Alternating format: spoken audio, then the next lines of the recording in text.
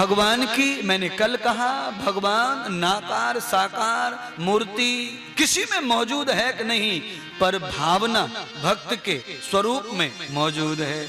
आज भगवान कैसे प्रकट हो गए, कैसे मौजूद हो गए, और कैसे उत्तरा के गर्व की रक्षा की, और उत्तरा के गर्व की रक्षा करके प्रभु अदृश्य हस्तिनापुर का त्याग कर दिया। पांडवों ने खूब सेवा की, कुंती ने रास्ता रोका, पर अंत में भगवान ने कुंती को आशीष दे दिया, हे बुआ तेरे कुल में जब जब मुझे कोई पुकारेगा मैं आकर उसकी रक्षा करूंगा, पर मुझे द्वारका जाना पड़ेगा, क्योंकि मेरे करोड़ों करोड़ों भक्त द्वारका में मेरा इंतजार कर रहे हैं। सारे भक्तों का कल्याण करने के लिए मेरा अवतारण हुआ है, इसलिए हे बुआ मुझे अब माफी दो। आज बुआ कुंती ने संसार के सब दुख मांग लिए और कन्हैया जी को विदा कर दिया।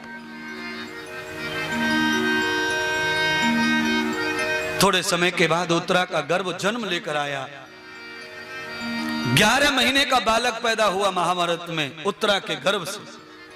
7 मास, 9 मास, 10 मास और 11 मास, 11वें महीने में जन्म हुआ।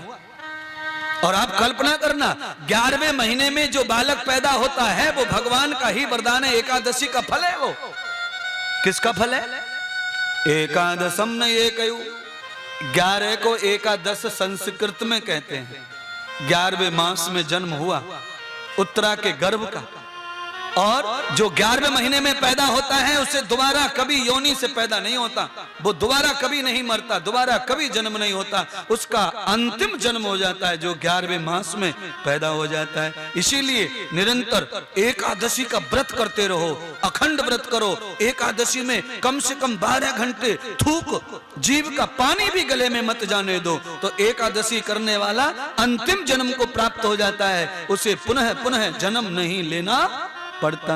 एकादशी का व्रत इतना पावरफुल है, जन्म के लिए मरण के लिए सीधा बैकुंठ से जोड़ता है, कन्हैया से जोड़ता है महाराज। पर तुम्हें यह मौका नहीं मिलेगा क्योंकि तुम खदोड़ो व्रत करते हो, खदोड़ो खाते पीते हैं। एकादशी का भी तुमने फार्मूला निकाल रखा खाने का। एकादशी में ये चलता है, वो चलता है, ये चलता है, वो चल, अरे तुम्हारा कुछ भी नहीं चलता। एकादशी में जीव का पानी भी नहीं चलता, जीव की लार भी नहीं गटकनी चाहिए। एकादशी का व्रत ऐसा करो, भगवान केशव प्रकट हो जाएंगे।